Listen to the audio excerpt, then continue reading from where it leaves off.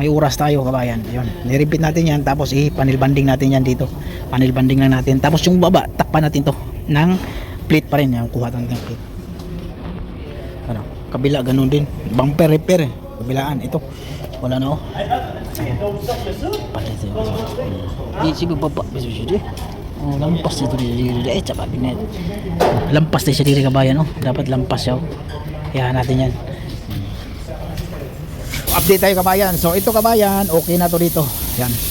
So siniting din natin to dito para makita natin yung alignment dito kasi may linya yan yung kanto niyan. So nilagay natin yung bumper para makita natin.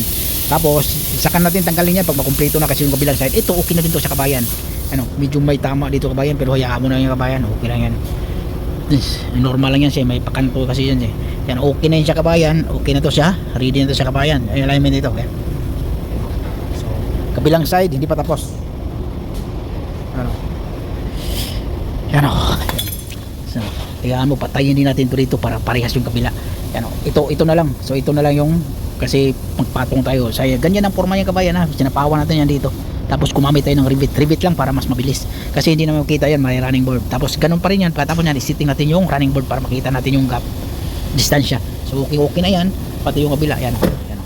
Sarado. Okay? Ganun lang kasimple kabayan. Kailangan isetting natin para makita natin.